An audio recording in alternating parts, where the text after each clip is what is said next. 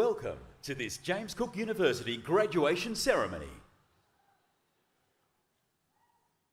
Please ensure that all electronic devices are switched off. Graduates, you are reminded that protocol requires that you take off your mortarboard bonnet for the national anthem. Would the assembly please stand for the entrance of the academic procession?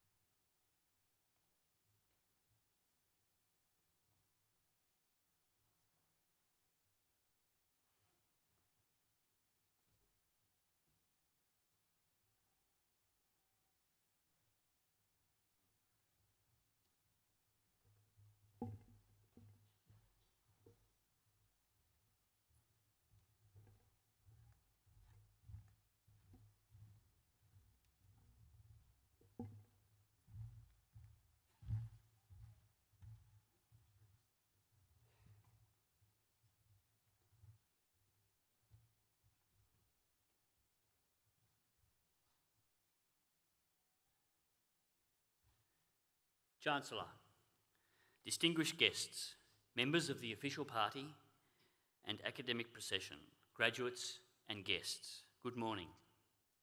Welcome to this College of Public Health, Medical and Veterinary Sciences and College of Medicine and Dentistry graduation ceremony. Would you please remain standing for the playing of the national anthem by 3rd Battalion of the Royal Australian Regiment Piper, Private Andrew Wright.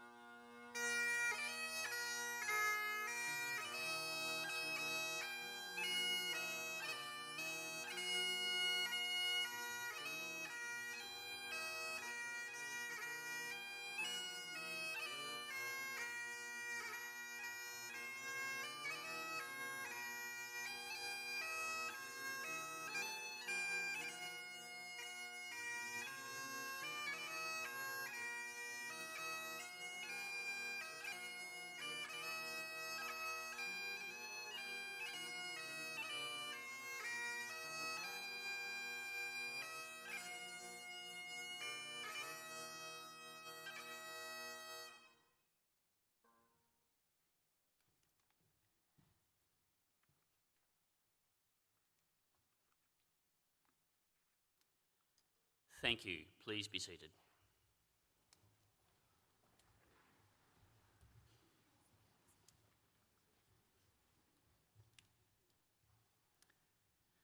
Chancellor, at James Cook University, we acknowledge with respect the Aboriginal and Torres Strait Islander people as the first people, educators and innovators of this country. Today, we are on the land of the Wulgarukaba people and their country, Gurrumbilbara. Wulgarukaba means canoe people, and they were a seafaring people who came from the north. I pay my respects to their elders, past, present and emerging, and to those of their neighbouring people, the Bindal. I extend that respect to JCU's distinguished Australian Aboriginal and Torres Strait Islander students, graduates and staff. We are assembled here today to confer James Cook University Awards. May I take this opportunity to introduce members of the official party. My name is Mr. Russ Parker and I am today's Ceremony Marshal. From my right, Professor Ted Whittam, Dean of the College of Public Health, Medical and Veterinary Sciences. Professor Richard Murray, Dean of the College of Medicine and Dentistry.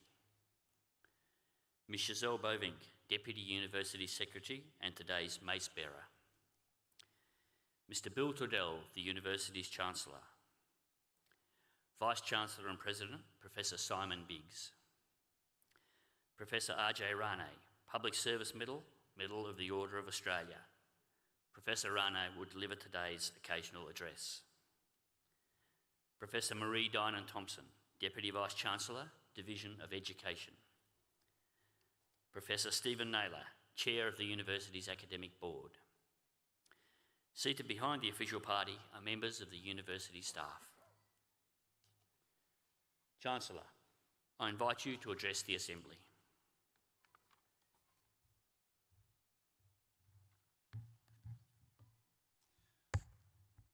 Good morning.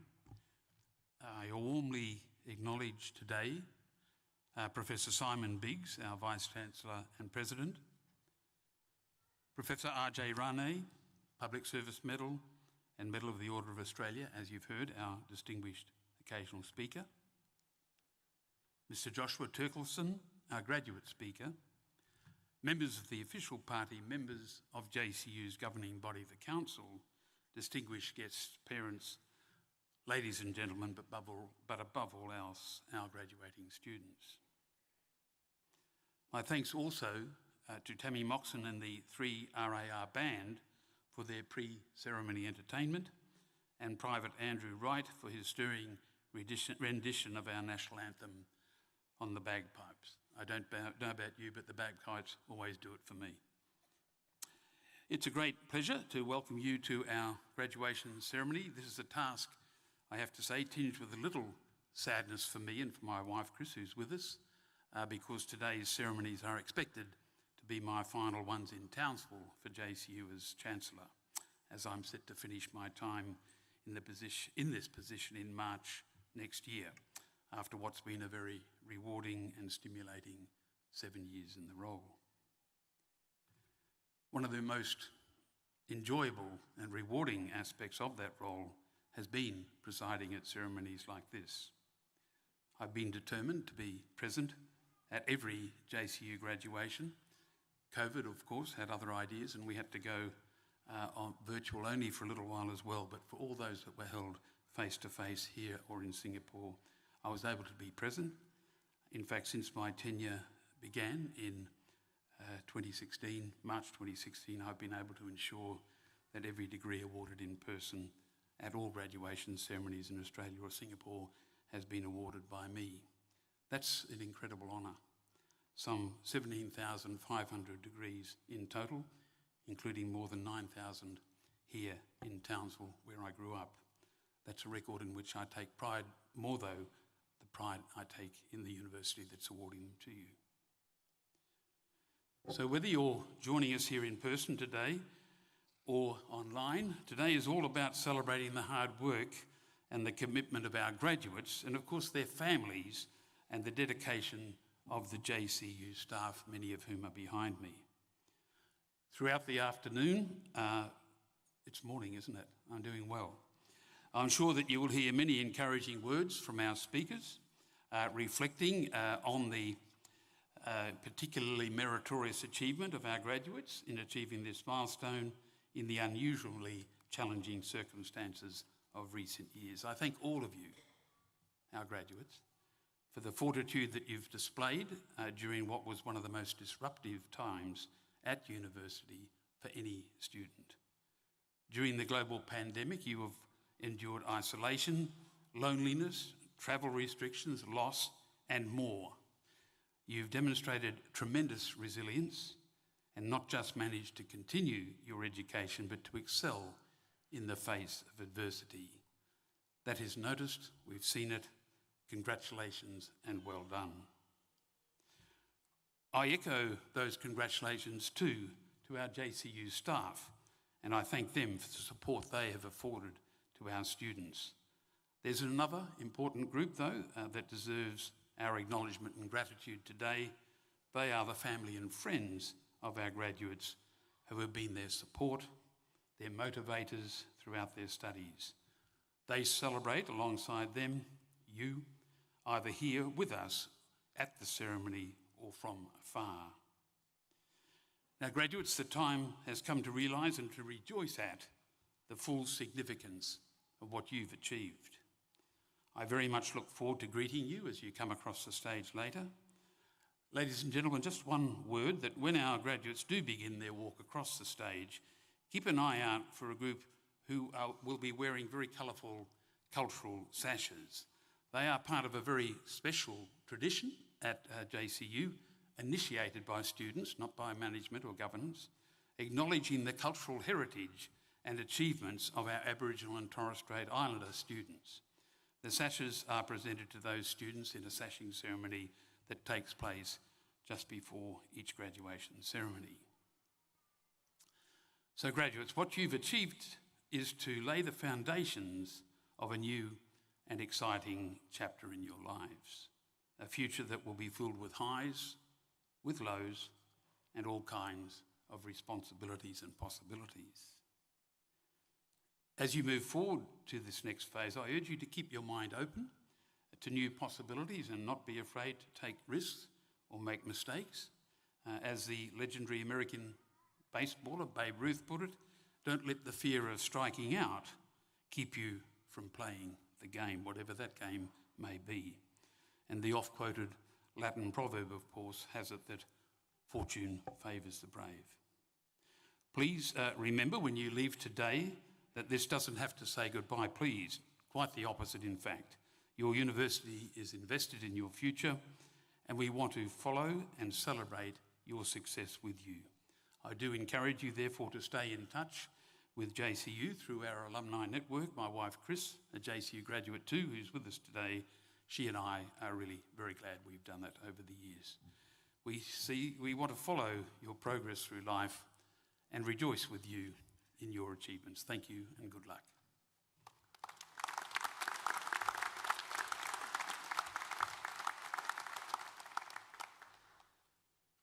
Chancellor, I call upon the Chair of the Academic Board, Professor Stephen Naylor, to present graduating students.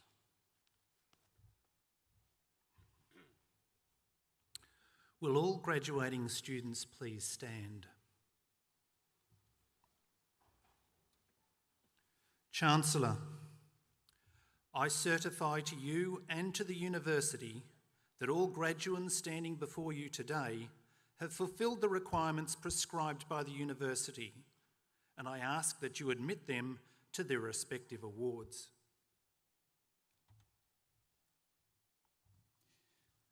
In the name of the University Council and by my authority as Chancellor, I admit candidates so approved and congratulate and warmly welcome you as James Cook University alumni.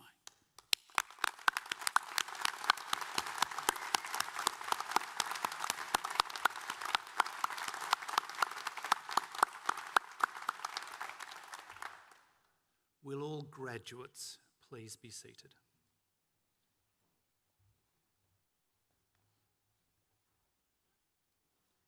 Chancellor, The awarding of a Doctor of Philosophy degrees has a special place in our graduation ceremony.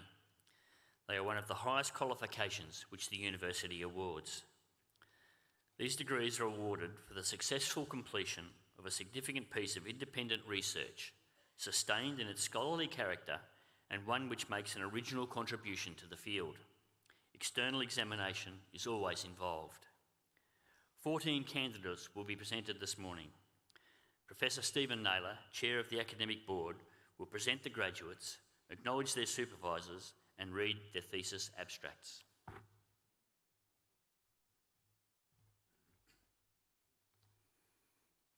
Chancellor, I present graduates admitted to the degree Doctor of Philosophy. Miller Greenblatt. Dr. Greenblatt's studies were undertaken under the discipline of biological sciences under the supervision of Professor David Miller, Dr. Ira Cook and Dr. Peter Cowman. Dr. Greenblatt studied microRNA expression in different life stages of hard corals. She found microRNAs that were involved in spawning, sex determination and early development.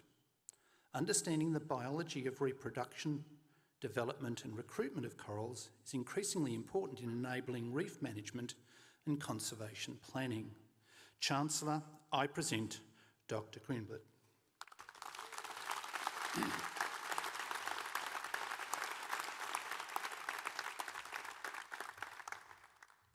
Sedranj Pewan. Dr. Pewan's studies were undertaken in the discipline of genetics under the supervision of Professor Aduli Maluda Aduli, Dr. Robert Kanobi and Dr. Olelo Adobio. Dr. Pewan used targeted sequencing of lipogenic genes in atatical Australian white lambs for improving meat quality.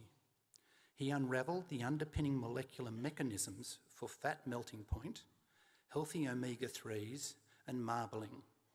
Meat sheep producers can use these DNA markers assistant selection tools for improving feed efficiency, commercial cuts and healthy lamb. Chancellor, I present Dr. Pewan.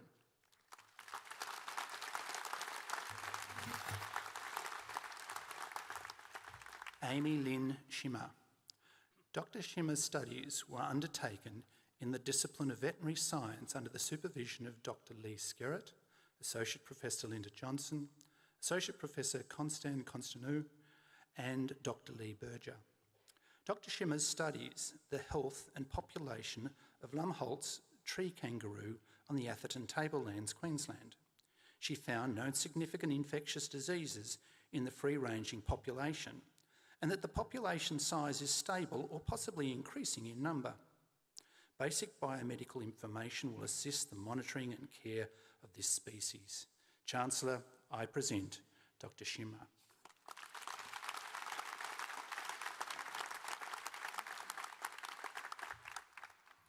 Bina Cecil Silvera. Dr. Silvera studies were undertaken in the discipline of medical studies under the supervision of Professor Zoltan Sani, Associate Professor Jeff Warner, Professor Brett McDermott, and Dr. Olayola Agdeboye. Dr. Silvana studied behavioural stress and allostatic load, AL. She established that smoking, alcohol consumption, high BMI, and physical inactivity during pre-pregnancy, was associated with high AL in adult offspring. Additionally, she identified that poor sleep quality was positively correlated with high AL and is a significant predictor of allostatic load. Chancellor, I present Dr. Silvana.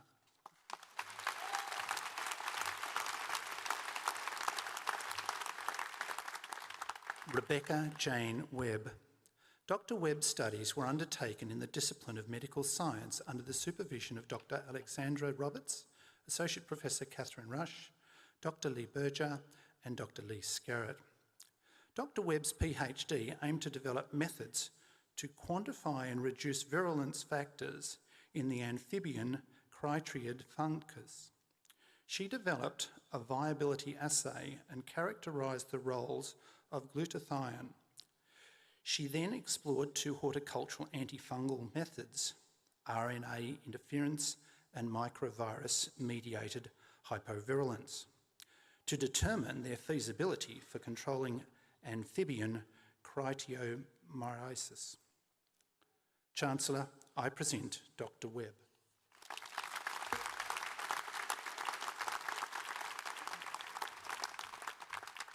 Francis Ali Albert.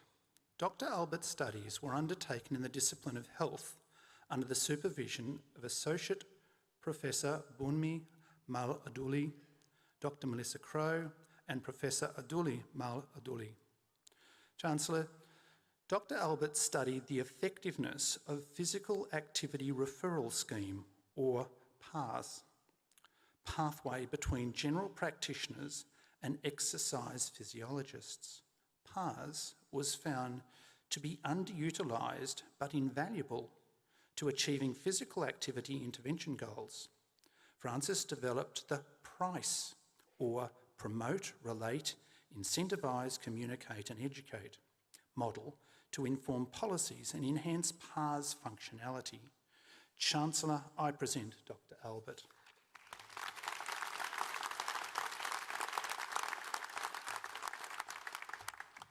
Deanne Lee August.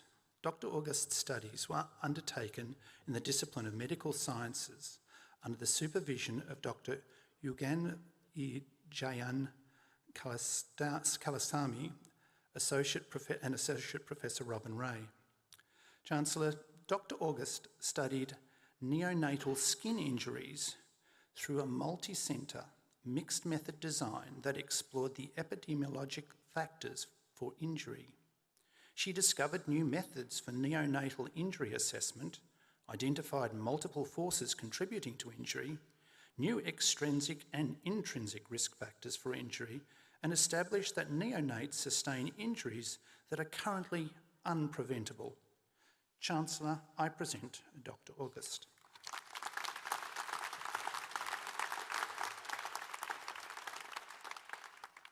Nathan Dawes. Dr. Dawes' studies were undertaken in the discipline of health under the supervision of Associate Professor Stephanie Topp and Professor Kerry-Ann Watt.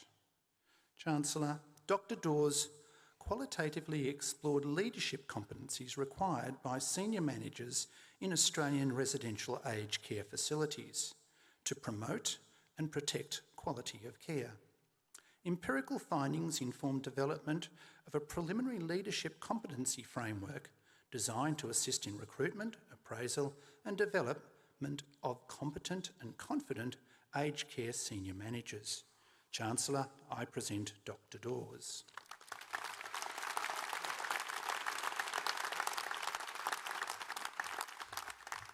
Rihanna Marie. Dr. Marie's studies were undertaken in the discipline of health under the supervision of Professor Brett McDermott, Professor Zoltan Sani, and Dr. Joseph Moxon. Dr. Marie investigated beliefs about stress using neuroscience-informed stress education program designed to help adolescents learn to cope with stresses such as school. She found that teaching adolescents about the positive effects of stress physiology promoted more stress is enhancing mindsets in a sample of Australian adolescents, which may have benefits in education settings. Chancellor, I present Dr. Marie.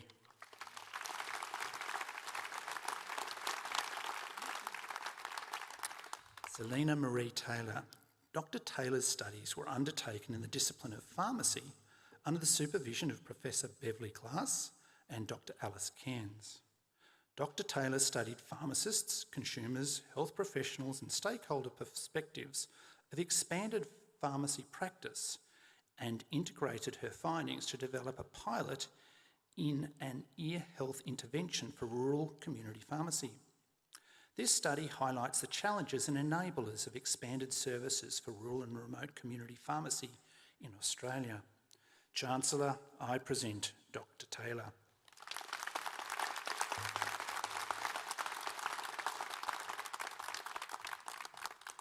Skandarupan Jayaratanam. Dr. Jayaratanam's studies were undertaken in the discipline of obstetrics and gynecology under the supervision of Professor Caroline DaCosta, Professor Richard Franklin, and Professor John McBride. Dr. Jayaratam studied the concept of maternal near-miss in Australia and the surrounding Asia-Pacific region. He found the WHO near-miss criteria to be useful in the assessment of obstetric care provision. This research will inform future development of maternal near-miss collection in Australia and the broader Asia-Pacific region. Chancellor, I present Jayaratanam.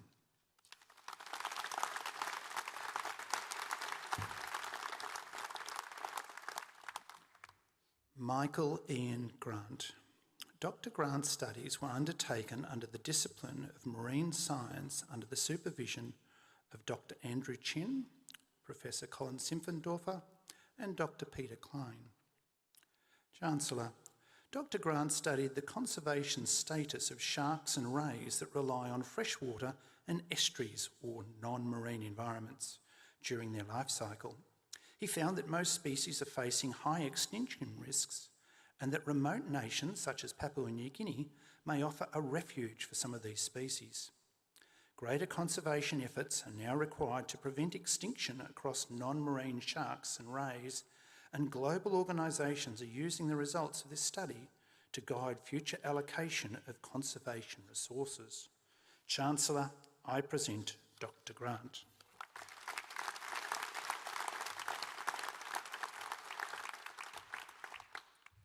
Felista Wihara Miwanyi. Dr. Miwanyi studies were undertaken in the discipline of agricultural science under the supervision of Professor Abduli Malu Maduli, Dr. Robert Kanobi, Associate Professor Bonmi Malu Aduli, and Mr. Christopher Gardner. Dr. Miwanyi investigated the effect of supplementing tropical beef cattle with desmanthus on performance and meat quality. She found that desmanthus can maintain animal weight gain and plasma metabolic profile without negatively affecting carcass traits and the meat quality. Additionally, she identified genetic markers in lipogenic genes for carcass and meat quality improvement. Beef cattle producers are using the results of her study. Chancellor, I present Dr. Miwanyi.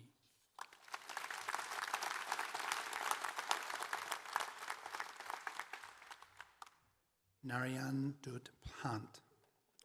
Chancellor, Dr. Pant's studies were undertaken in the discipline of medical science under the supervision of Professor Damon Eason, Associate Professor Kathy Rush, and Associate Professor Jeffrey Warner.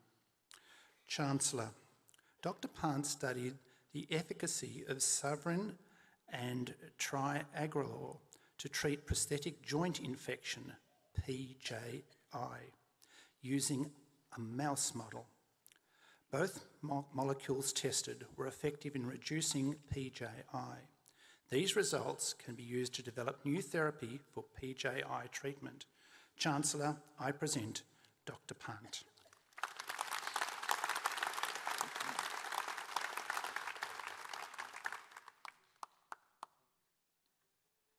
Chancellor, this concludes the presentation of Doctor of Philosophy Awards.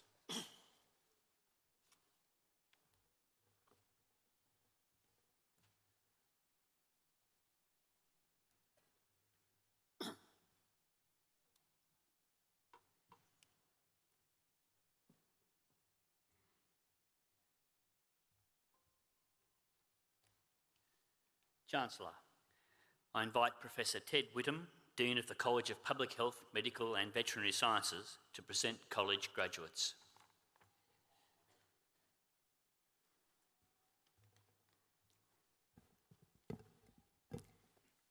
Chancellor, I present graduates admitted to the degree of the Bachelor of Biomedical Sciences. Danelle Rianne Dancel Dalalia.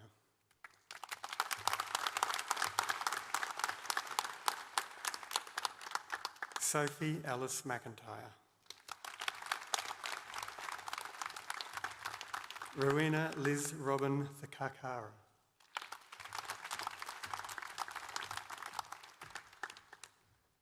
Nantita Thongyod.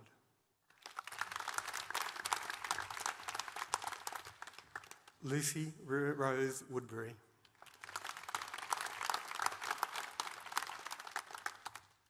Anita Renata Zas.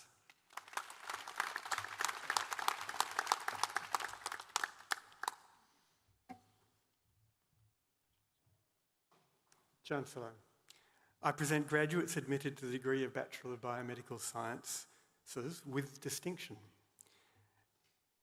Also receiving the Ashdown Medal for Clinical Microbiology, Kelsey Lamb.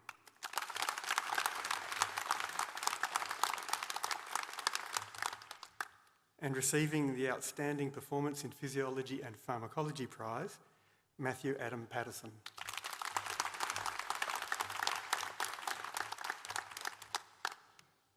Chancellor, I present graduates admitted to the degree of Bachelor of Medical Laboratory Science with honours. Kaylee Madison Koraika.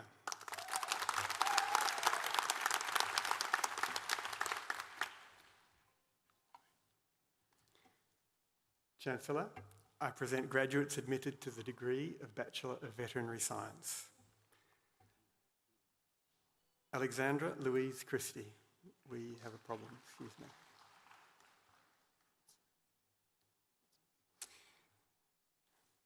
I apologise, Chancellor.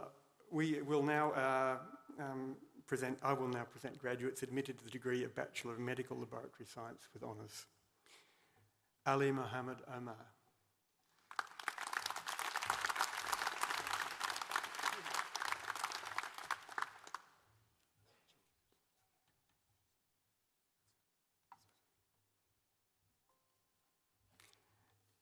Gwen Ipata.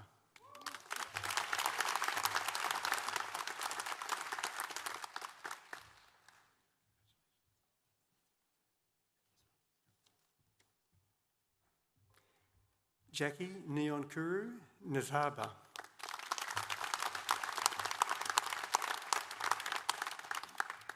Samantha Sam.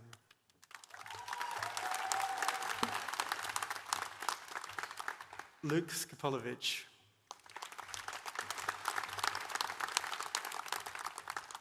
Rodney Sito.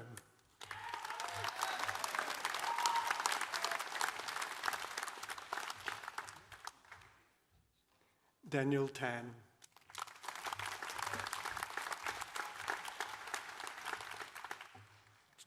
Chancellor, I present graduates admitted to the degree of Bachelor of Medical Laboratory Science honours with distinction. Also winning the Biomedicine Prize in Immunology from the Australian Association of Clinical Biochemistry Prize, Sonia James Matthews.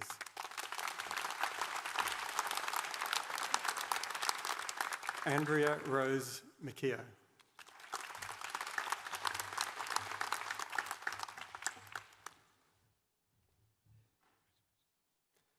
Chancellor, I present graduates admitted to the degree of Bachelor of Veterinary Science.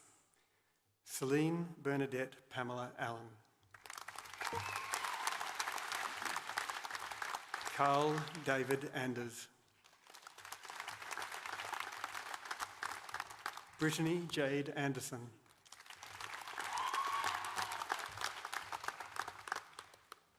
And winning the Australian Veterinary Association Student Award, Alice Emily Jane Arnold.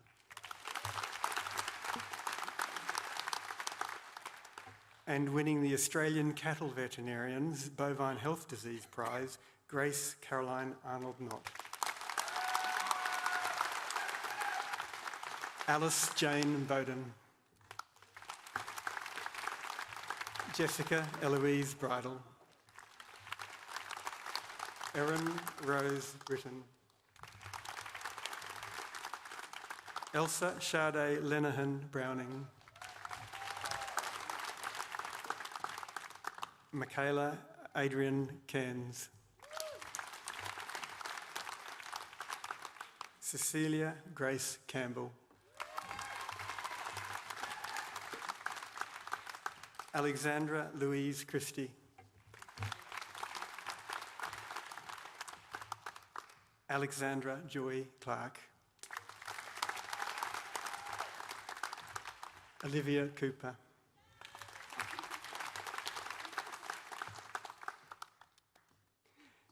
Sophie Claire Denham. Ned Joseph Donnelly. Aidan Nicholas Doomphus. Kayla Louise Evans.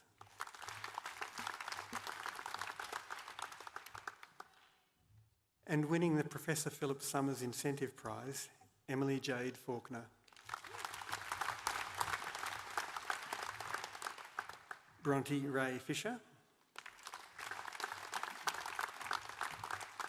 Henry Robert James Cartery.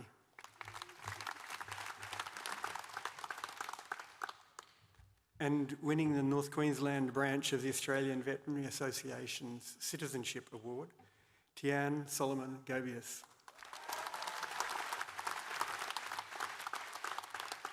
Edward Lewis Gianni.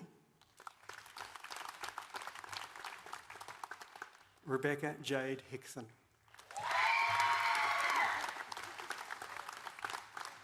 Catherine Naomi Hilson.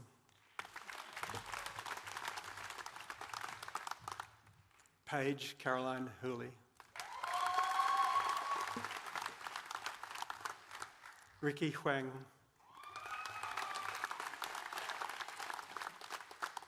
Isabel Casey Kelly.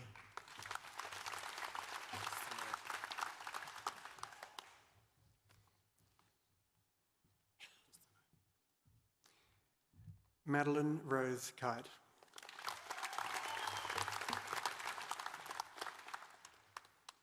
Georgia Ann Lampert. Nadia C.Y. Lau. Emma Jane Leonhardt. Gabrielle Ann Livy. Jacinta Millard. Harvey Murray.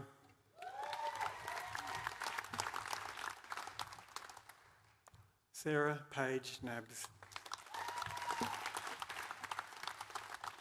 Christian Noel Pament. Gemma Lee Payne. Georgina Mary Penfold.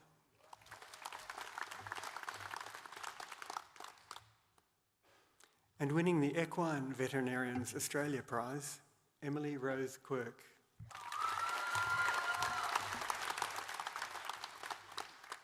Alex Jeffrey Ramuson. Jessica Joyce Rydell. Kirsten Emily Savage. Katie Rose Sherpner.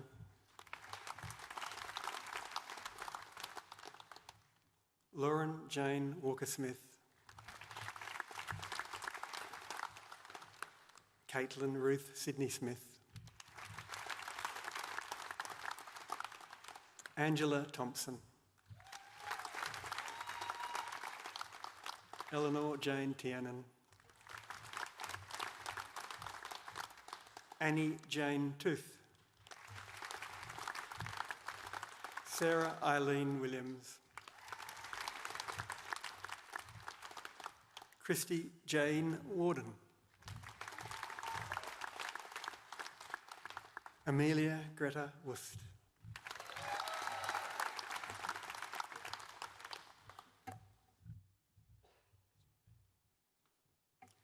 Chancellor, I present graduates admitted to the degree of Bachelor of Veterinary Science with distinction. Also winning the Australian Veterinary Association Prize for Undergraduates in Veterinary Pathology and the Rubini Veterinary Science Dux Award, Kate Evangeline Atkinson.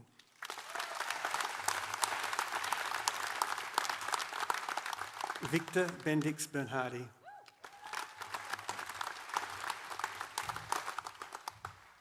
And winning the Centre for Veterinary Educational Clinical Competency Award and the AEST Prize in Animal Sciences, Shania Jade Canavan.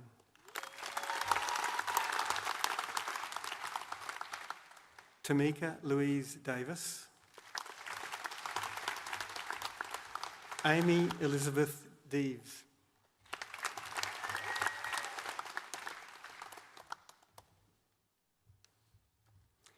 And winning the Beef Cattle Medicine and Production Medal and the Zoetis Animal Health Ducks of Microbiology and Parasitology, Christopher Roland Duke.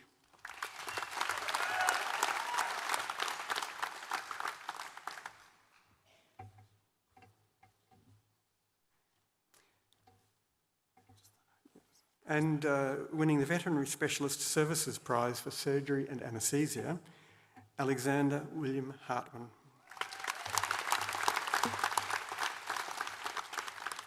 Winning the Australian Small Animal Veterinary Association Prize for Small Animal Medicine and the Queensland branch of the Australian Veterinary Association Prize for Small Animal Medicine, Georgia May Paula Milful.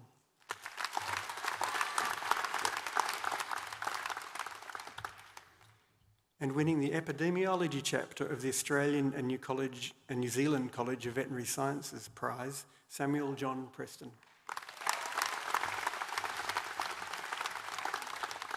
Ellie Jane Waters. Jeannie Alexandra Wenley.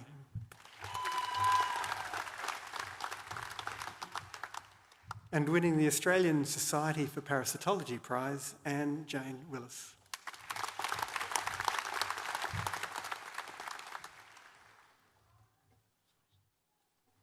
Chancellor, I now present a graduate awarded the degree of a Graduate Certificate of Health Promotion, Belinda Jane Corbett.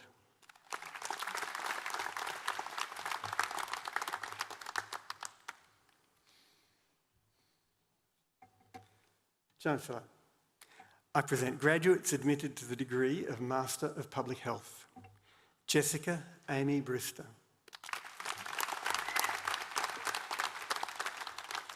Chioma Uzoho.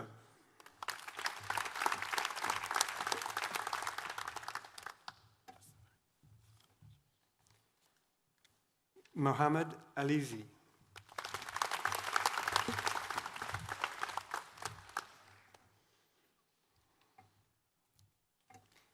Chancellor, I present graduates admitted to the degree of Master of Public Health with distinction. Vanessa Ernst.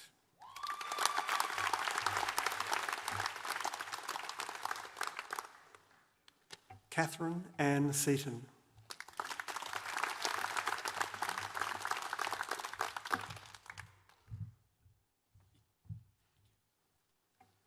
Chancellor, I present graduates admitted to the degree of Master of Public Health, Master of Business Administration. Rachini Wijani.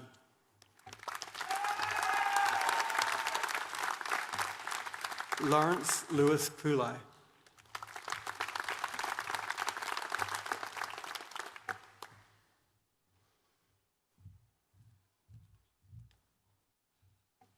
Chancellor, I present a graduate admitted to the degree of Master of Public Health in Aeromedical Retrieval, Damien John Storywood.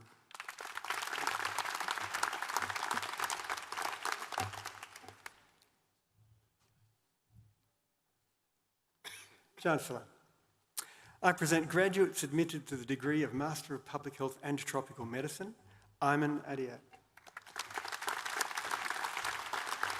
Dale Charles Allen.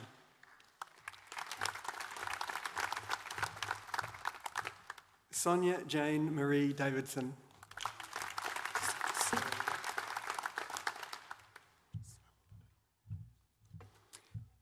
Nathan Charles Forsyth.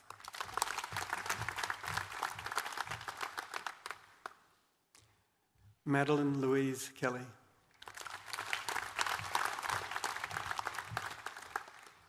Jane Gail McCartney. Deborah Jane Mitchell.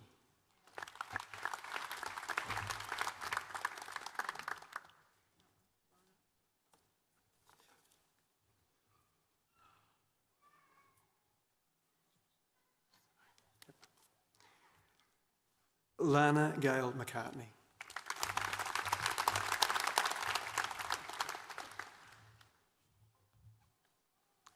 Anish Vajis Preshi.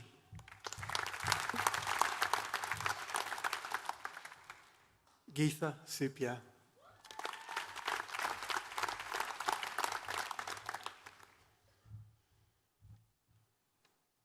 Chancellor, I present graduates admitted to the degree of Master of Public Health and Tropical Medicine with distinction. Bruce Hilton Bartley.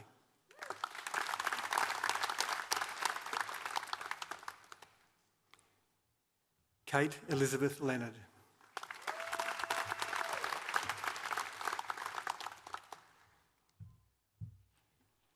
Monica Claire Lovelock.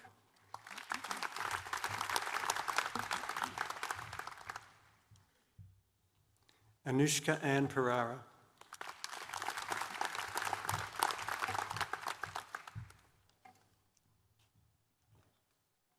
Chancellor, I present graduates admitted to the degree of Master of Philosophy. Kakale Buru.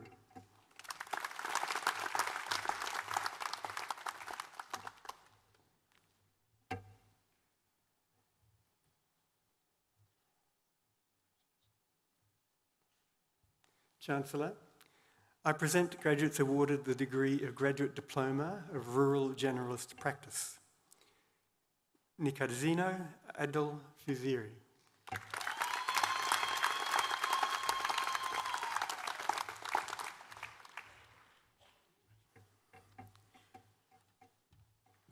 Chancellor, I present a graduate admitted to the degree of Bachelor of Dental Surgery Honours with Distinction.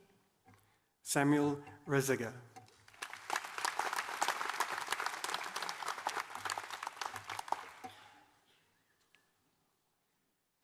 Chancellor, I present a graduate admitted to the degree of Bachelor of Health Science Physician's Assistant, Samara Leanne Laverty.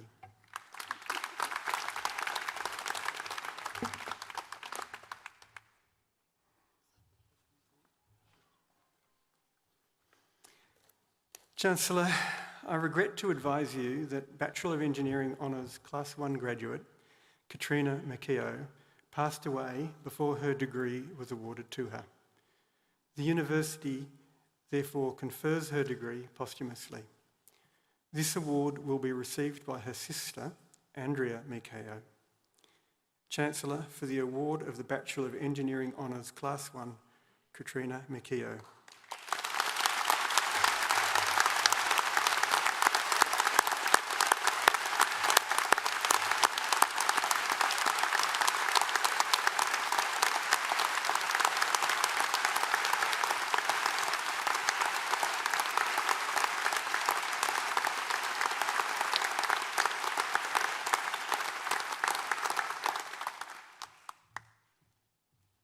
Chancellor, this concludes the presentation of graduates from the College of Public Health, Medical and Veterinary Sciences.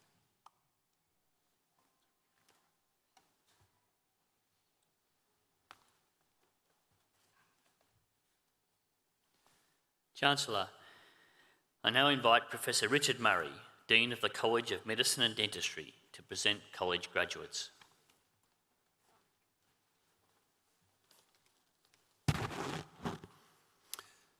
Chancellor, I present graduates admitted to the degree of Bachelor of Medicine and Bachelor of Surgery. Ruchira Mithota.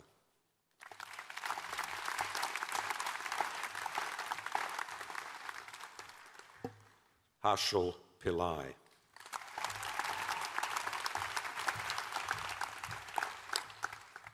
Catherine Olawasun Adabi.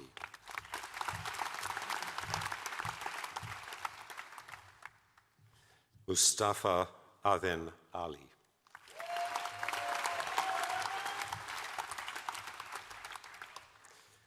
Rory Allen.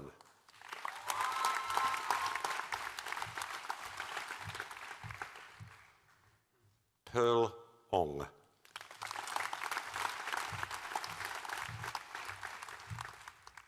Alexander Barnick.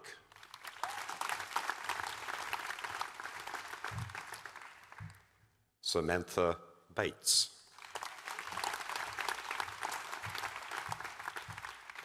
And with the Friends of Science in Medicine Prize, Cameron Belcher.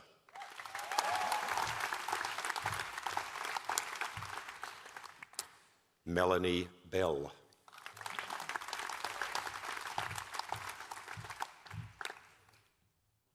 Alexandra Elizabeth Horn Barine.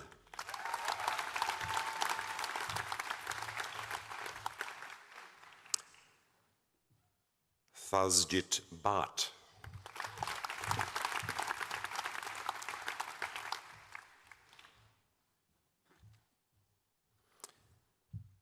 Siyonya Biju.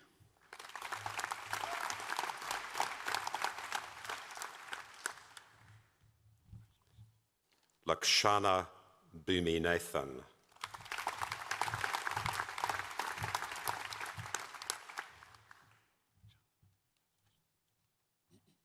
Justine Buenavitura Burlandan.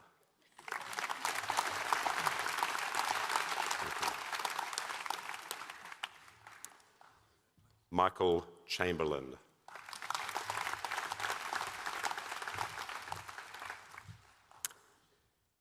Jared Champion.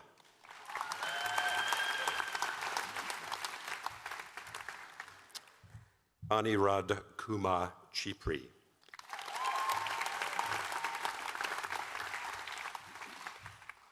Daniel Chorley.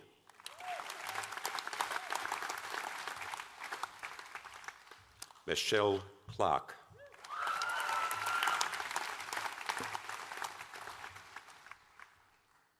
Ellen Conrad.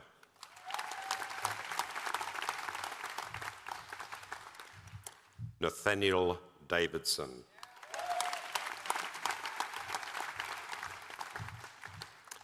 Caitlin Dickinson.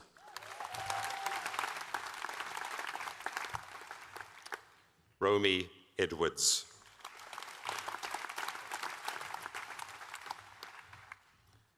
Rian Farina.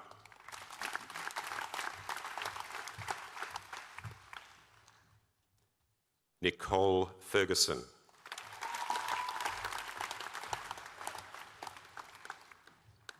Matthew Gaskell.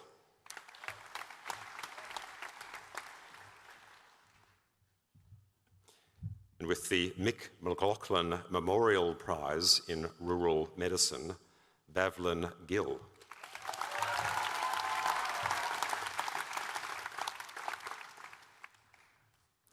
Jasmine Gill.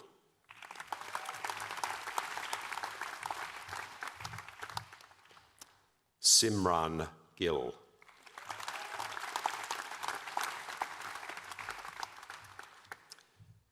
Menno Glass.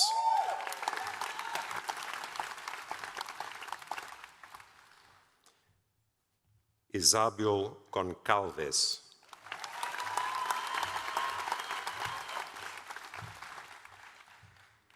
Tegan Goodall.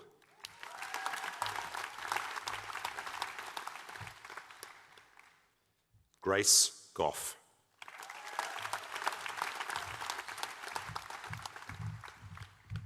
Laura Grace.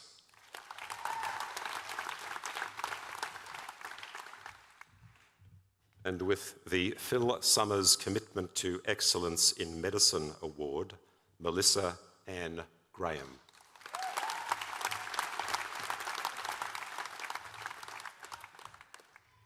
Lucy Gray.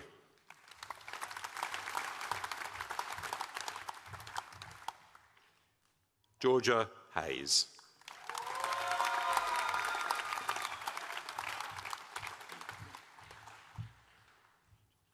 And with the Royal Australian and New Zealand College of Obstetricians and Obstetrics and Gynecology Women's Health Award, Emmeline House.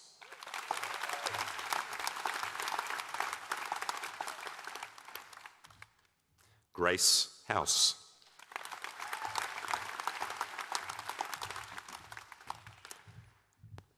With the Royal Australian and New Zealand College of Psychiatrist Basil James Psychiatry Prize, Ashley Hitch.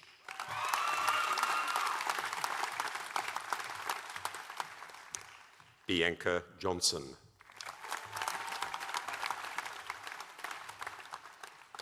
Lachlan Joyce.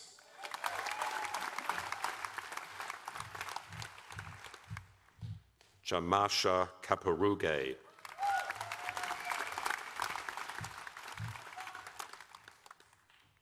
June Kim.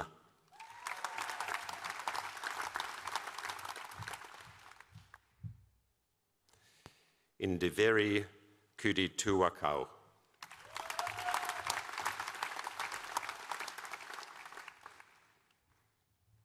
Hiruni Tudikuaku.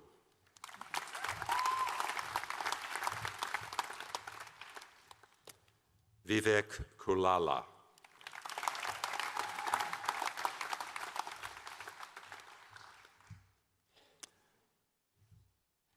Anushka Miachos.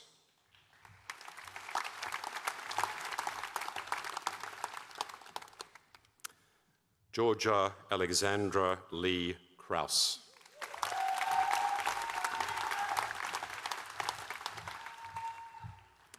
Ashrita Krishnan.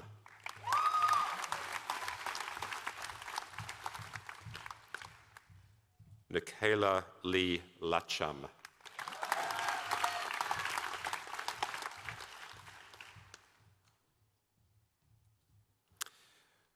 Rachel Lim Shu Min.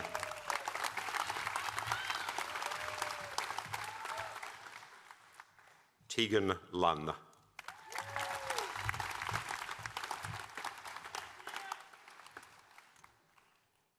Tristan Maddox.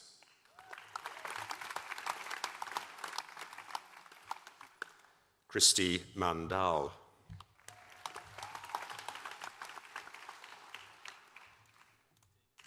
And with the Royal Australian College of General Practitioners North Queensland Prize, Emily May.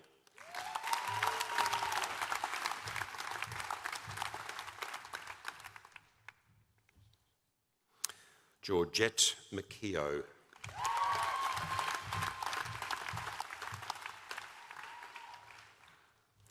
Hugh McMahon.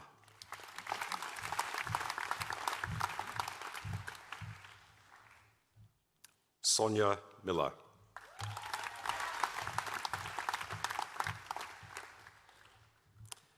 Chiedza Mukondo.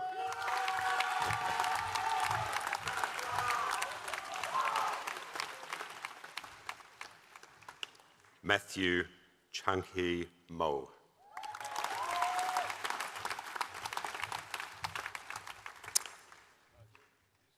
Mathangi Kumar.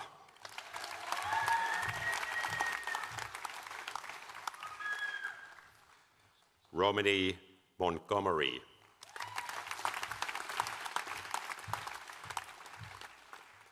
Patrick Moore.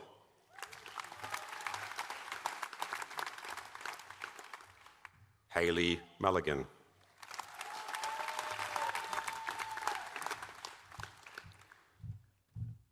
Jennifer Maloney.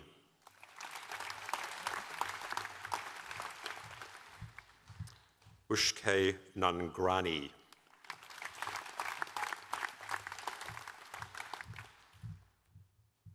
And with the 6th year Remote Medicine Prize, Ryan Neeby.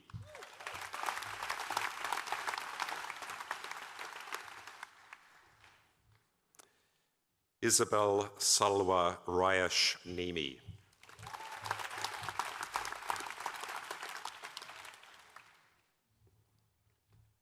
Andreas Nifitu.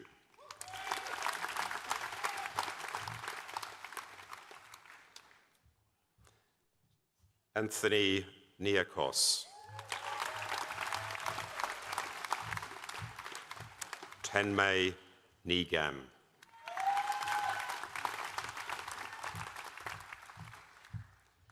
Isaac O'Dempsey.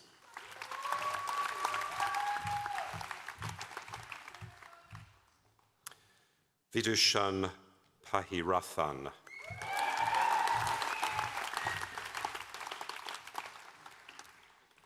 Kiran Pandey.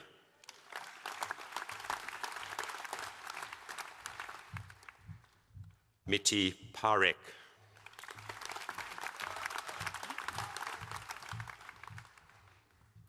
Piotr Pawlowski.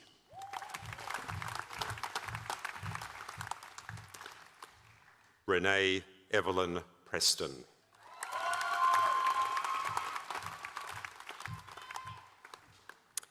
Rodan Prinsloo.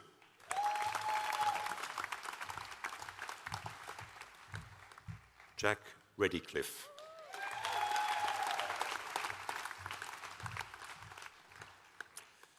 Bozulu Rizega.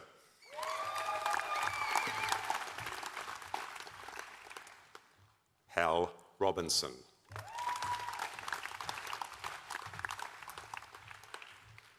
Callum James Rushby.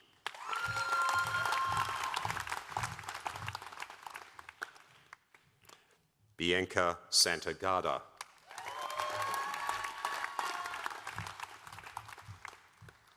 Yusa Saqib.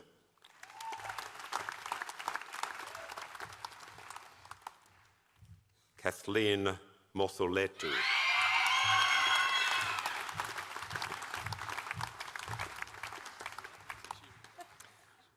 Amantha Santosh Mendis Senaviratne.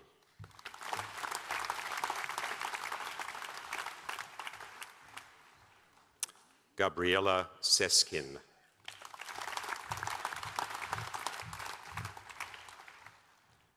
Hayley Smith.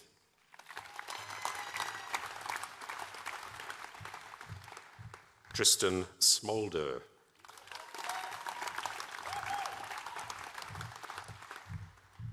Sue So.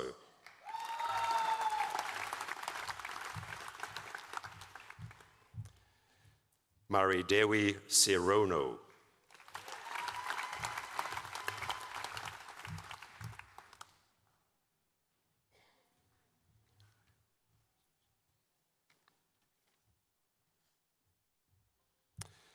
Arushi Sud.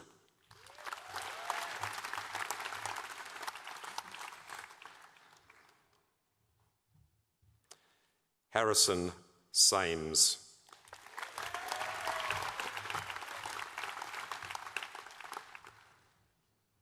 Moses Umpusitsan.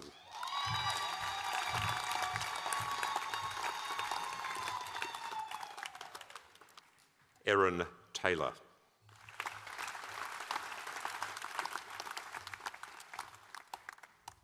Nathan James Tennant.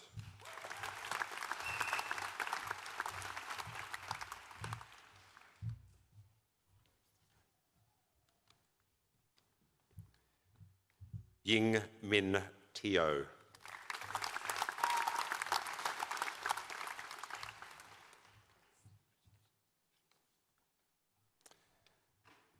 Kai Tolley.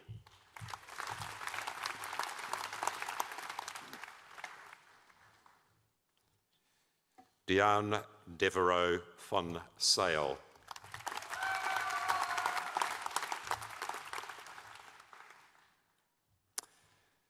Ravina Vijayanandam.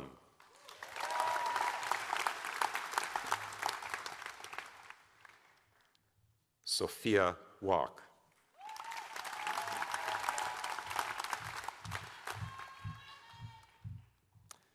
Leonard Warrington.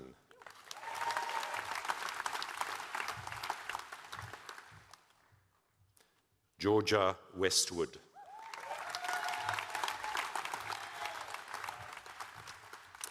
Gemma Wright.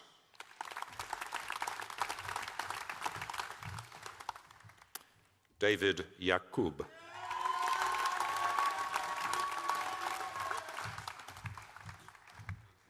Kalia Yang.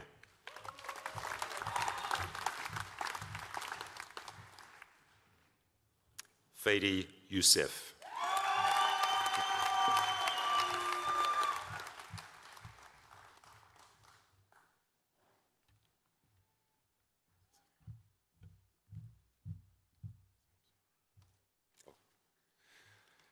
Rafe Youssef.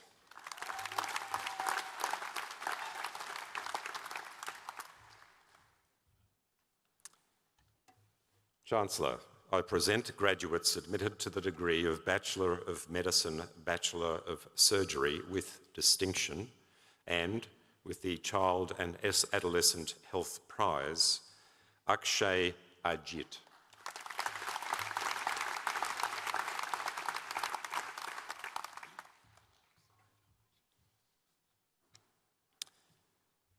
Matthew Amberg.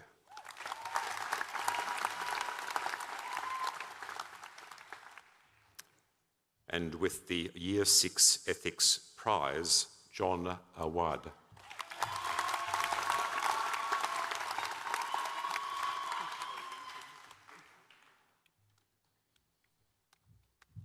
Sarah Jane Barton.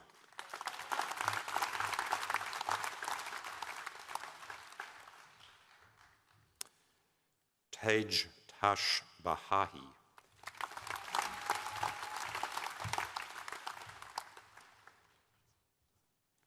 Dylan Bogild.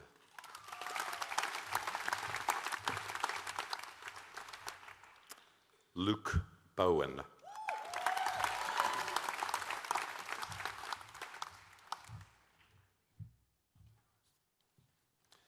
And with the Therapeutics Guidelines Prize for Clinical Pharmacology and Therapeutics, Madeline Louise Brown.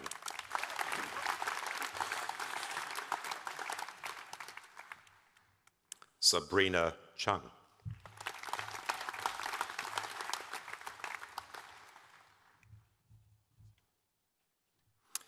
With the Townsville Hospital Emergency Department Trust Fund Critical and Crisis Care Year 6 Prize and the Dr. David Graham Prize, Adeline Kutsia.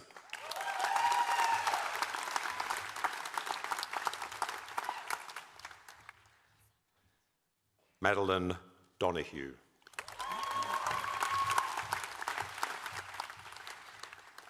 Jesse Edwards.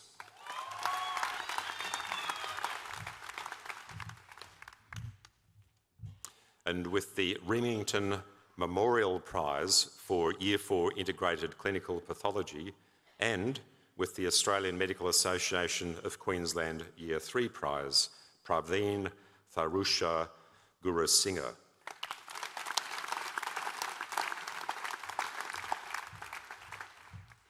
Samhita Gutta.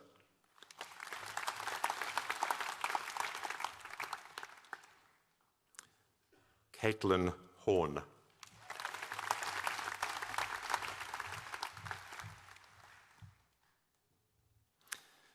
Medani Pramoditha Karyasawan.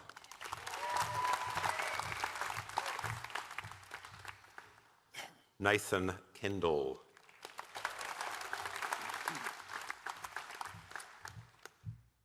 Marina Kerr.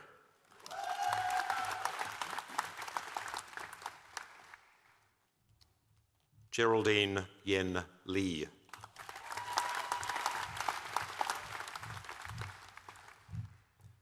Mason Lukic Bristow.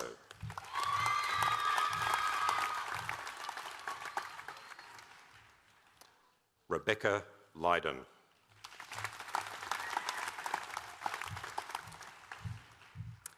Grace Matheson.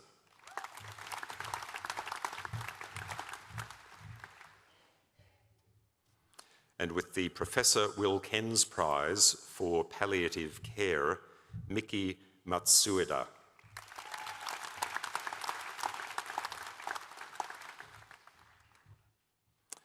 Supipi Ranida Rana Singh. Michael Robinson.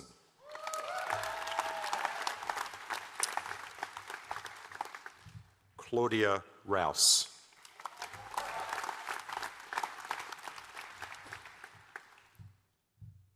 Joshua Shamshula.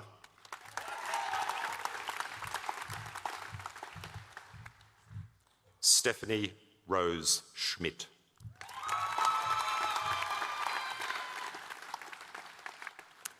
And with the Rural Doctors Association of Queensland Generalist Medical Training Prize in General Practice, the Generalist Medical Training Prize in Rural Medicine, and the Child and Adolescent Health Prize, Jessica Simpson.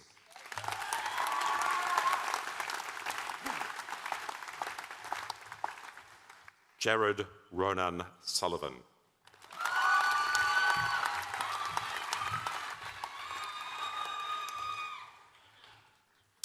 With the Masonic Prize for Exemplary Achievement in First Year Medicine and the Whole-Time Medical Specialist Prize, Macaulay Talbot.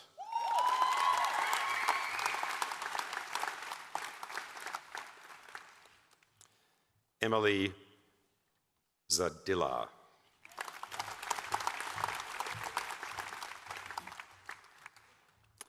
Laura Tilley.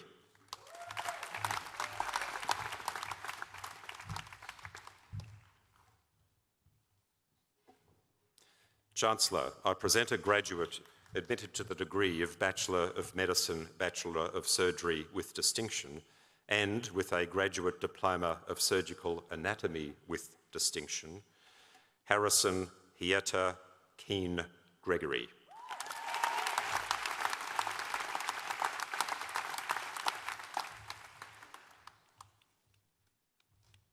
Chancellor, I present graduates admitted to the degree of Bachelor of Medicine, Bachelor of Surgery Honours with distinction, Harman Sharma.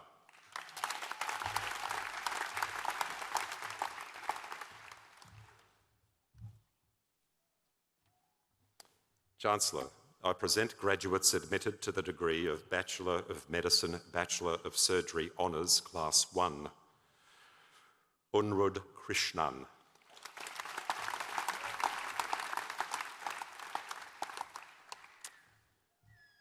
Chelsea Smith.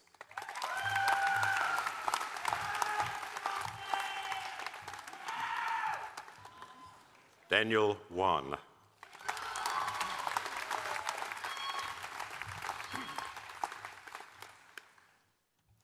Chancellor, I present graduates admitted to the degree of Bachelor of Pharmacy Honours, Nanjiba Ahmed.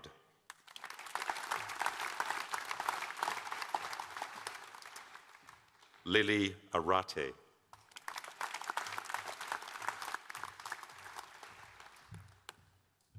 Alexandra Marie Bertucci.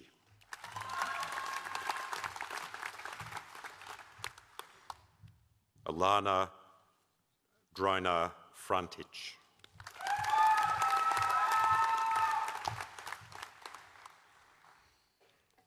Lauren Hopner.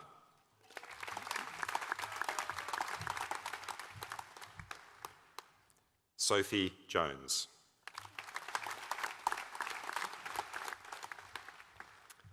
Ashia Lal.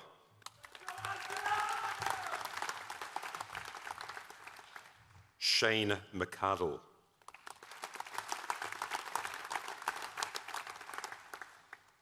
Kayla O'Kane.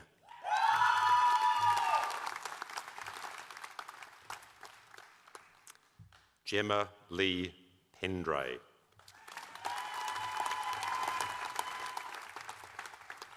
Stephen Pham.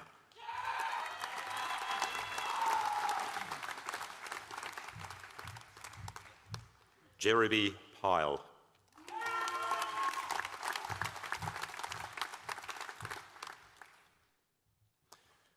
Apiru Josiah Sarun.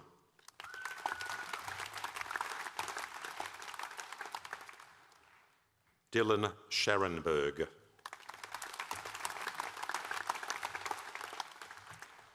Alex Swift.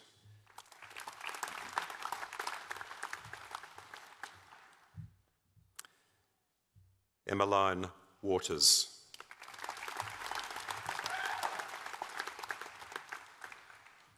Lena Kumar.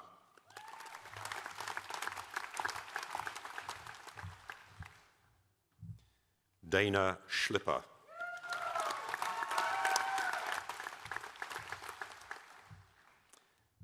Adam Laidlaw.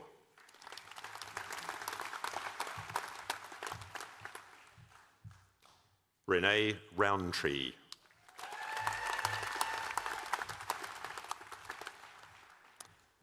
Bethany Sporry.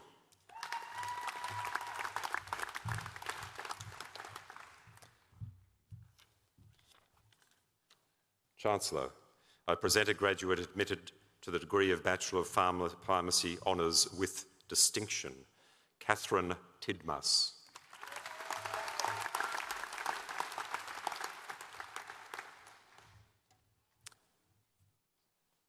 Chancellor, I present a graduate admitted to the degree of Bachelor of Pharmacy Honours Class 1, Joshua Turkilson.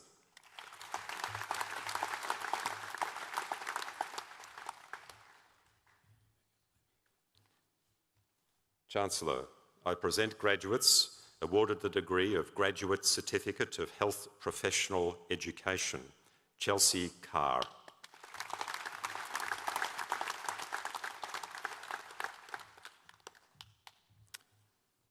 Chancellor, I present a graduate awarded the degree of Graduate Certificate of Health Professional Education with distinction, Chantel Alat.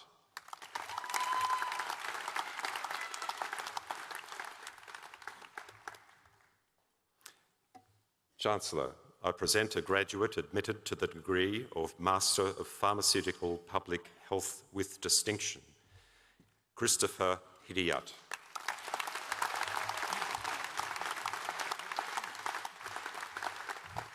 Chancellor, this concludes the presentation of graduates from the College of Medicine and Dentistry.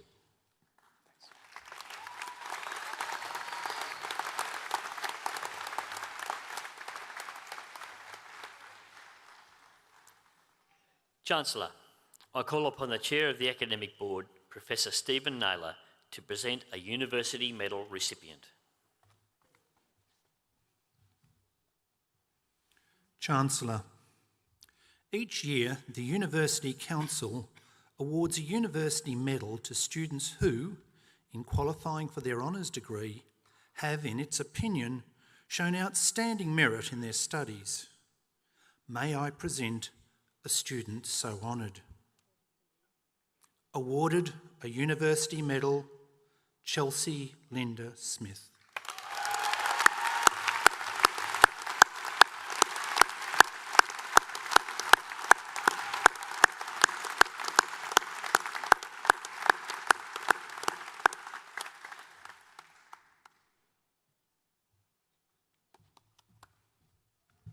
Chancellor, this concludes the presentation of a university medal.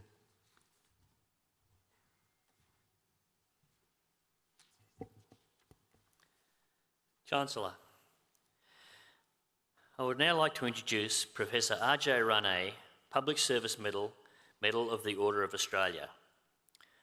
Professor R.J. Rane is the Director of Urogynecology at Townsville University Hospital, Director of Mater Pelvic Health and Research, and Head of Obstetrics and Gynecology at James Cook University. Professor Rane holds a Bachelor of Medicine and a Bachelor of Surgery from the University of Pune and a PhD from James Cook University. Professor Rane was a finalist in the Australia of the Year in 2012 and was awarded the Medal of the Order of Australia in 2013. Professor Rane has spent more than 2 decades treating and operating on women with catastrophic childbirth injuries in some of the world's poorest countries. In 2016, he received the Mahatma Gandhi Pravasi Award for humanitarian work in women's health. In 2020, Professor Rane was one of 3 international doctors and the only Australian to be awarded an honorary fellowship of the American College of Obstetricians and Gynecologists for his work in treating fistula as a human rights issue. Shining a light on this issue helps us understand that as a global community, we all play a role in supporting women and women's health, including their reproductive health, said Professor Rane.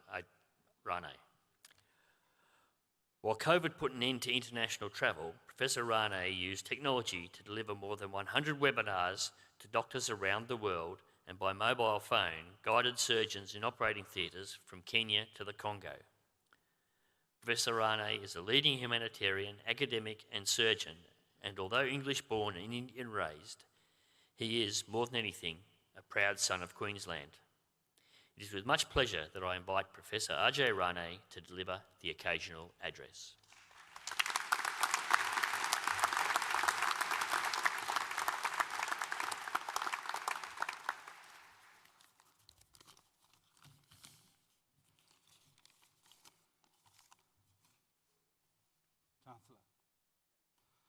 Chancellor, Vice Chancellor and President, members of the Council, members of staff, distinguished guests, ladies and gentlemen, and graduates, my beloved graduates. I acknowledge the traditional owners on the land on which we meet and pay my respects to all elders past, present, and emerging. But at the same time, I acknowledge the gap we have in the healthcare and the challenges you have as graduates. Because this fellow has been given the honor of an occasional speaker, which means he's getting old. This is not about me, a backward class Indian village boy who was born in England, made it to Townsville. It's about you. So congratulations on your graduation. You have worked long and hard, and you deserve every accolade you get. Now I have to nail this in 9 minutes. Some may say life starts from here. I say it is a continuum. A lot of people, however, are behind your success. Your parents, family, partners, teachers, mentors, and your friends. So to quote Professor Peter Hoy, who I recently met, your life now is a 4-ball juggle. 3 balls are made of glass. They involve family, ethics, and culture. 1 ball is made of rubber. If you let the glass ball slip, it will shatter beyond recognition. The rubber ball can keep bouncing. You can be linear or disruptive. I am very disruptive. And I thank the university for taking the risk for asking me to come up to speak to you. But whether you want to be linear or disruptive, that is your choice. But doesn't matter whether you want to be linear or disruptive, you need a shark in your tank. And my 6th-year medical students will always remember the story of the shark in the tank. So for 1 minute, let me explain to you what that means. Japanese people love their fish fresh, but as the need increased, the boat said to go further out, so they got the fish from further out, but the fish was not fresh. They said, we want fresh fish. So they caught the fish, they froze it, brought it over. Japanese people said, not frozen, want fresh fish. So they put freshwater tanks in their boats, board the fish, but the fish was sluggish. We want fresh fish. Then they put a shark in each tank. The shark kept all the fish running around, and occasionally the shark would have 1 little fish for its meal. You constantly need to have a shark in your tank to keep you from being sluggish. We are the haves. 65% of the world is the have-nots. Don't be sluggish. Make sure you give more than what you get if you can. Failure is the first step to success. And as the Dalai Lama said, you are the only one who can decide what your reaction is going to be to a situation that may not be of your making. The only control you have is what is your reaction to that situation. So make sure you take a deep breath before you react. As my hero Mahatma Gandhi said, be the change you want to make. So it is your choice whether you want to be a footnote in someone else's chapter or write your own story.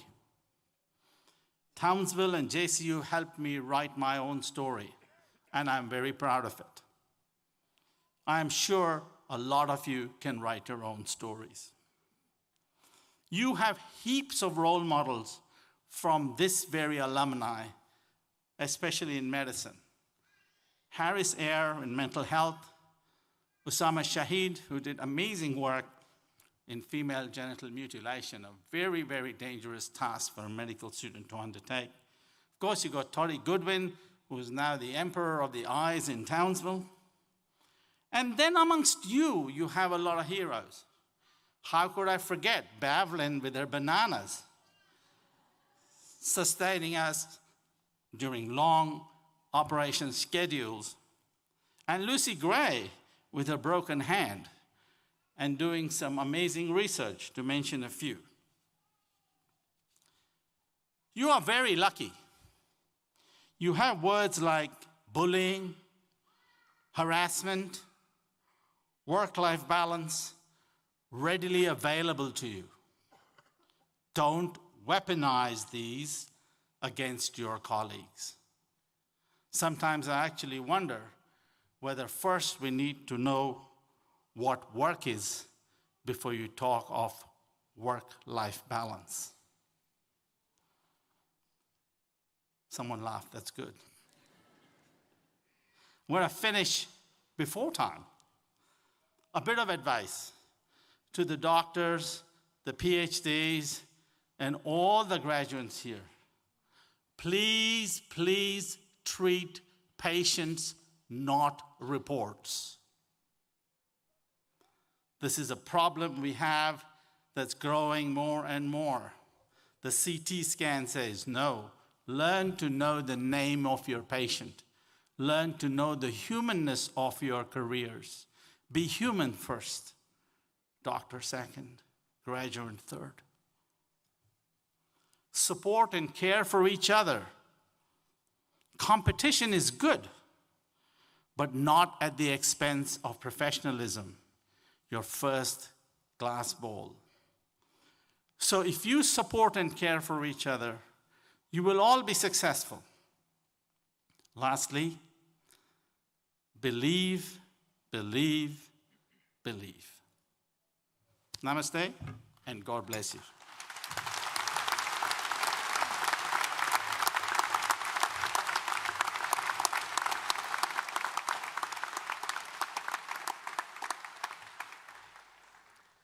Chancellor, I now have the pleasure of inviting Mr. Joshua Turkleston to deliver the graduate address.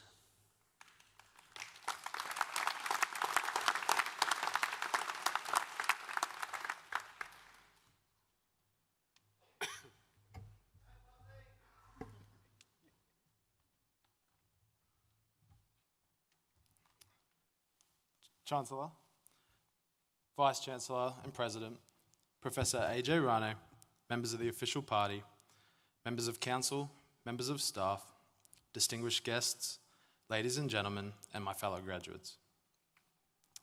I am delighted today to be representing the Colleges of Medicine and Dentistry and Public Health, Medical and Veterinary Sciences, the graduating class of 2022, in addressing you today at this important occasion. Professor Rane, on behalf of all of the graduates, it is a pleasure to express our thanks for your intriguing and inspiring address. Your insight and vast experience in women's health in Australia and overseas amongst the most vulnerable, and your dedication to improving the health of women through training and education resonates with the challenges that we will be facing as we begin our careers as healthcare professionals, whether that be in rural and remote, regional, or metropolitan areas of Australia. Please join with me in thanking Professor Rane for sharing his thought-provoking address with us in celebration for our 2022 graduation.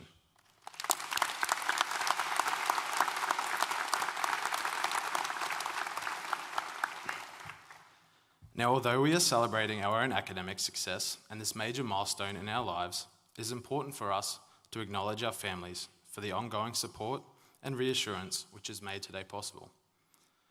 Parents, partners, siblings, and the other family members who have been there with us to support us through adversity and celebrate with us in our successes. Our achievements today reflect the wonderful guidance that you have provided us, and these achievements are as much yours as they are ours. To the friends who are sharing in our achievements today, thank you for making this the incredible experience it's been. Thank you for the many, many long study sessions and the liters and liters of coffee we have shared together, and for the lifelong friendships that we have formed along the way. The path ahead is likely filled with many more challenges, and the next few years may prove difficult as we find our places in the next stage of our lives. I urge you all to keep in touch with your friends and continue to share in the new experiences and challenges that we will face. Be there for them when they might need you, as you never know when you might need them. And although many of us are moving away as we forge a new path in our careers, we will share the countless memories together at our time here at JCU. I now ask all of the graduates to stand and turn to face the friends and family seated behind you and join me in a round of applause to thank them for their support.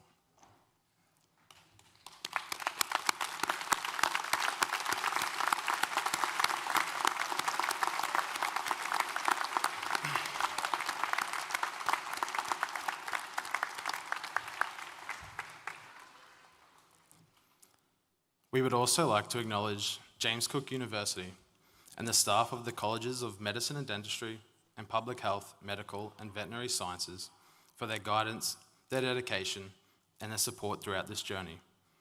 These characteristics, alongside the approachability of all staff, has undoubtedly played a massive role in getting us here today. The excellent education provided to us will form the foundation that we will build off as we embark on our own unique endeavours as healthcare professionals and JCU graduates. The opportunities given to us throughout our degrees, such as diverse professional placements, state-of-the-art facilities, and unique exposure to rural and remote health, has equipped us with the necessary capabilities to traverse and adapt to the dynamic landscape of healthcare. I think it's also vital for us to give personal thanks to the staff who have guided us through these years, and I encourage you to each give them your personal thanks if the opportunity arises. Ensure that they understand their hard work has not gone unnoticed nor unappreciated. I cannot imagine how onerous the past few years have been, with many of us starting our degrees in the aftermath of the 2019 floods, only to be thrust into the unprecedented challenges of navigating the global pandemic in the following year. The ability of the staff to adapt to these overwhelming challenges whilst managing to continue to provide us with an excellent education has been exceptional. I think it's also important for us to consider and acknowledge our own efforts in overcoming these challenging years and reaching this stage in our lives. It is incredibly easy for us to only focus on what is next, and I'm sure many of you are already stressing over what lies ahead without acknowledging how far you've made it. I hope we are able to pause for a moment, reflect, focus on our accomplishments, and take pride in our achievements. To conclude, I'd like to again acknowledge the university, the staff, Professor AJ Rane, our mentors, family and friends for their contribution and celebrating our achievements today. As we depart as JCU graduates, I'm sure we will continue to build off the already outstanding reputation of practicing JCU health professionals, whilst making a positive impact in our careers and our communities. Thank you.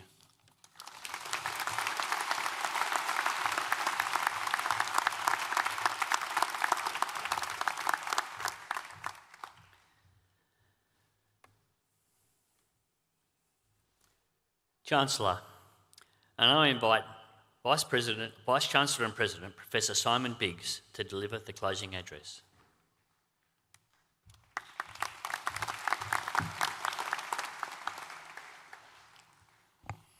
Chancellor, distinguished guests, ladies and gentlemen, my university colleagues, and of course, most importantly, our graduates. It is my great privilege to deliver the final words on behalf of James Cook University. I'd like to start by sincerely thanking our Chancellor, Bill Twaddell, on behalf of the whole JCU community, for your contributions to the leadership and governance of our university. Your achievements are many, and I believe you will leave our university strengthened and reinvigorated for the next period in its incredible history. As a proud JCU alumnus, you have embodied our vision and ensured that we stay true to our remit of creating a brighter future for the communities in the north of Australia, the tropics and beyond. Chancellor, we thank you unreservedly and wish you all the best for your retirement in March next year.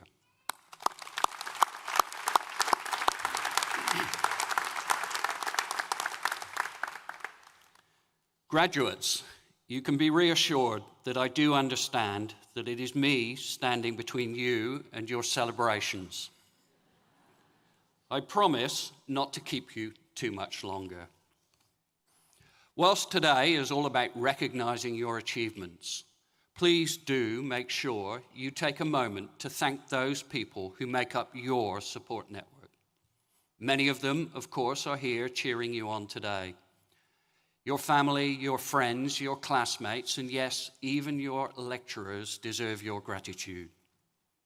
They too live the highs and lows of your achievements, and they are there for your support as you grow your full potential. They too, excuse me. Graduates, not only have you gained a world-class education in your field, but the added hurdles of the pandemic have taught you an invaluable life skill: resilience. Resilience is the ability to cope and persevere in times of stress and change. It is not a skill we automatically have. You are not born with it. You must learn and develop it. If we reflect on your university experience over the past few years, stress and change are definitely two things you've had to endure. Through your ability to adapt to online learning, adjust to living in isolation, and in some cases mourning the loss of loved ones, you have learned how to cope and persevere. You have learned how to be resilient. Why is this an important skill to have in your professional life? Let me share a couple of examples of how it can be useful. Renee Bolo has worked as a critical care nurse for more than 20 years. It was a career she dreamt of as a child, spurred on by her passion for helping people in need. She spent 6 years as an ICU nurse and a further 7 in the emergency department. This took its toll on her mental health. She became compassion fatigued and somewhat burnt out. Close to calling it quits on her dream, Renee confided in her colleagues to try and work out a way forward. It was then she tapped into her resilience. Adaptability and continual learning were key to her future. She came across an aeromedical retrieval position with LifeFlight, which combined the best of ICU and emergency, and she decided to go for it.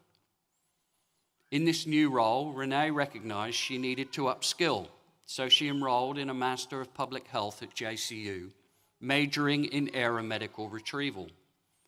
Armed with her new skills and a re-energized drive to make a difference, Renee has now clocked up 8 years flying to the aid of critically injured or ill patients in remote areas, and she loves her job.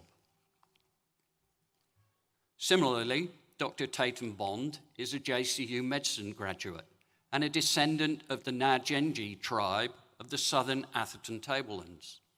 Her lifelong passion is to help close the gap in Indigenous health and increase the number of Aboriginal and Torres Strait Islander medical specialists.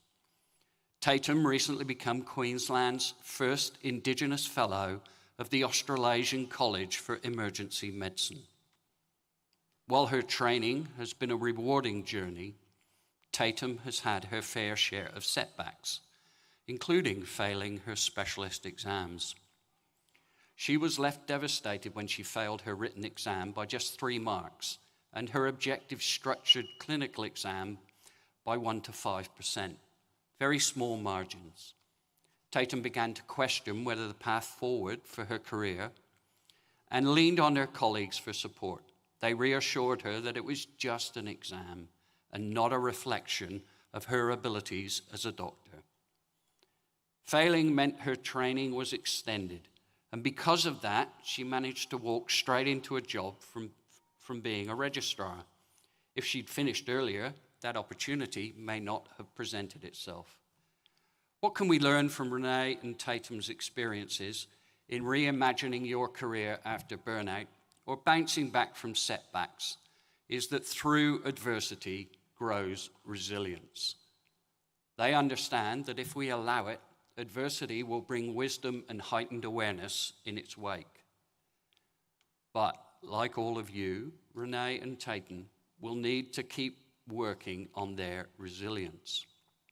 So, as I bring my remarks to a close, let me leave you with some final tools that can help you further develop this essential skill.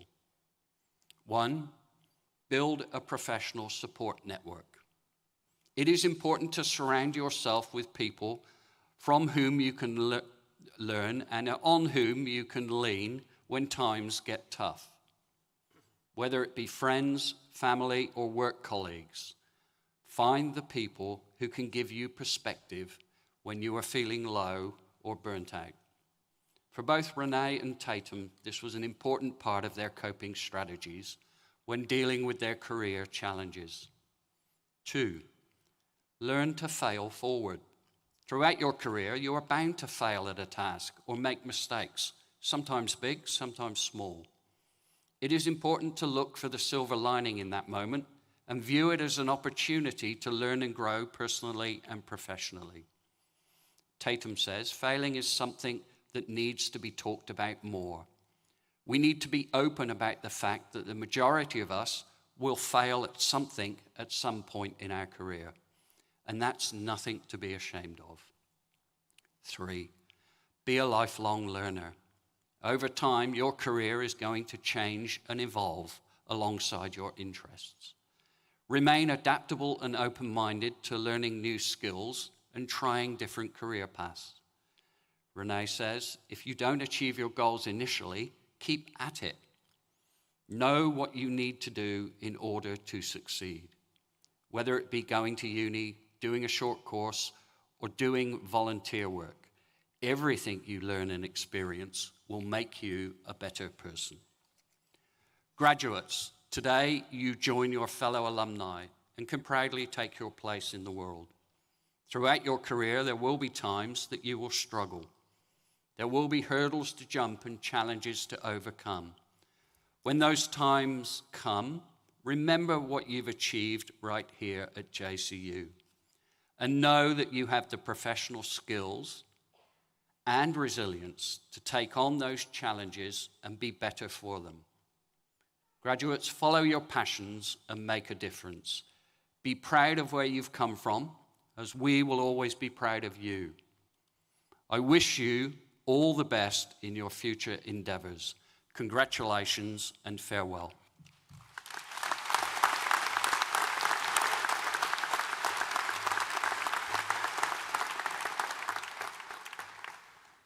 Chancellor, the successful staging of this ceremony is the culminative effort of many university staff.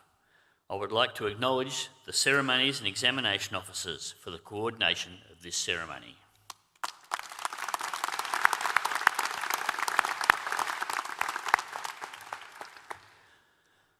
On behalf of James Cook University, I extend the compliments of the season to you all. This graduation is now concluded. Will the Assembly please stand as the Chancellor leads the academic procession from the auditorium?